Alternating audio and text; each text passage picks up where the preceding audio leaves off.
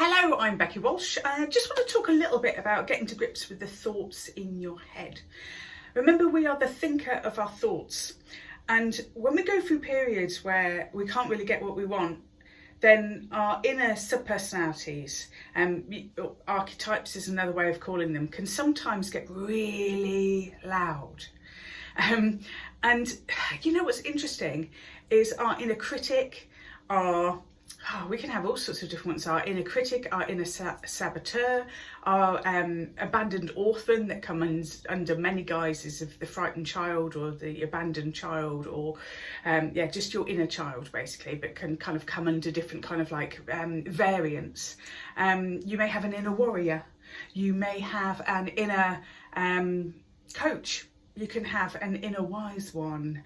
In fact, if you actually look at a deck of tarot cards and you look at the major arcana, that's pretty much like the Queen, the Empress, the King, all of those kinds of things. These are all archetypes, but on a general day-to-day level, we have lots of different archetypes. Even your own skill of being a parent is an archetype.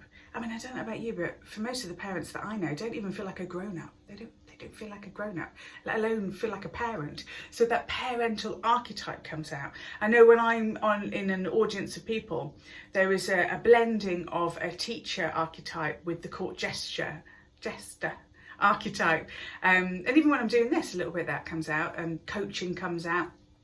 So we have different archetypes. Now, whenever you are at a point of getting a shift in how you perceive yourself, so I mean a shift closer to self-love, closer to love than fear.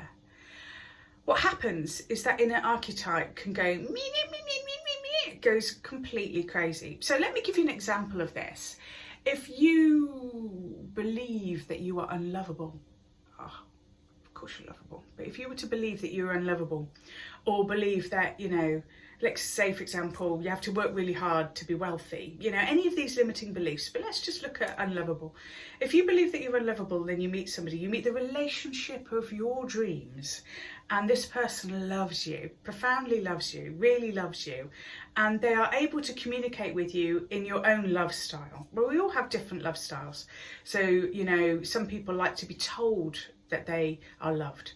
Some people like to be held and hugged, and sex and stuff like that. And some people like to be bought stuff. Some people like to have things done for them, you know, like their gardening or carrying the shopping. You know, so there's different love styles. And imagine you're in a relationship and this person totally got how you needed to feel loved. And then you started to get this voice in your head. Now, a voice in your head when you're breaking through something. So if you believe that you're unlovable and someone is just showing you love, showing up, showing your love, hardcore showing your love, you can kind of think, this isn't my roadmap. This is not the map that I have. This is not how I see my life or the world or how I am treated to be. So we can put up objections and barriers, even though it's the one thing we want more than anything. We can put up objections and barriers if we don't believe we can have it. I still think that this is why many people who win the lottery get rid of the money really quickly, because they see themselves as being a good person because they struggle, and then suddenly they have no reason to struggle, they lose their identity. So if your identity is I'm unlovable, then what are you going to do about it? You're going to block any amount of love. So that might show up in terms of you're not good enough for that person, who do you think you are, you're too fat to be in this relationship, like any old nonsense. But it also can turn up as a voice in your head that speaks badly about the other person. Oh, I don't like the way they chew. Oh, I don't like the way they eat food. Oh, don't really like their hair, they've had it cut, that looks a bit, Oh, I don't really like the car that they drive. Just external bullshit, like it's just bullshit. You know, just complete nonsense. But if you don't believe that you're lovable, you will sabotage somebody else from being able to love you by the critic criticising them, or the critic saying, this is going to break, it's going to go wrong. You're like on a balloon, you're going up and up and up and up and up and up and up and up and up. And there's always a point, isn't there, when you're going up on the love balloon, where you're going up and you're like, oh, well, if it ends at this point and I fall, I'll be badly bruised. And then as we go deeper into the relationship and higher into the altitude, we go, well, if I fell from this relationship at this point, that's a balloon, by the way, at this point in time, I would break a leg, or maybe an arm, or maybe crack my skull. And then as we go further up and further up and further up and further up, we're like, it would be certain death. I would never get over this. I would not emotionally recover. I would die in a pit of my own folly. This is not autobiographical, FYI. So that sense of kind of, and so before we get to that point of altitude where we think we could really, really get hurt, we sabotage, let go of the balloon, pop the balloon, stick fins in the balloon, do anything that we can to fall to the floor and go, see, I knew it. Relationships just never work out for me. It always goes wrong. Yeah, because you popped your own balloon.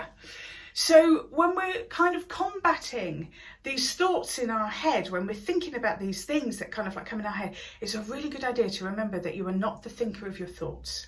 You're the awareness that has the thoughts. You're the awareness. You're not the thinker that it's the awareness of the thoughts.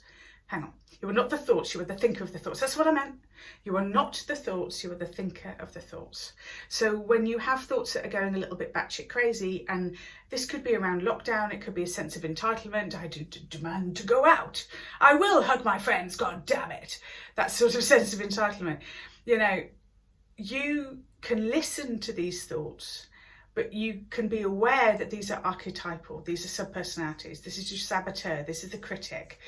Find the identity and talk to those. Don't just dismiss them. Don't try and drown that part of you because they don't like it. Yes, they want to be listened to because they believe that they are keeping you safe.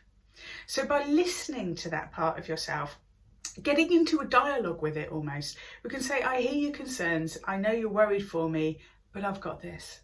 I can hear your concerns, I know you're worried for me, but I've got this. Thank you ever so much, fear. I've got this. I'm choosing love. I'm not going to go down that path of fear. I'm choosing love. And find your own words. Thanks, fear. I choose love is a good way of doing it. Or going, yeah, you might be right. It could mean certain death. Thanks for your opinion. I'm still choosing love. So the more you can do that, the more you're going to get over any barriers that you put from being in your greatness and self-love. Because when you are shifting, moving through something, getting over a limiting belief and moving closer to self-love, that voice in your head gets louder. The bullshit gets louder. And in a sense, if it's your inner critic, that's a great opportunity because then you know that you are at a point of breakthrough. A point of breakthrough. So it's not the time to listen to that voice, reverse the car, let go of the balloon, pop the damn thing, or don't take the job, don't do the massive thing that you were going to do, don't write the book, don't do the whatever you were going to do. Good. I hope that makes some sense to you at this particular moment in time. Nice to talk to you. Lots of people say subscribe, follow, whatever, do that. That would be really good because if you can share my stuff, then I'm going to keep making it. That'd be really nice. Thank you. Bye.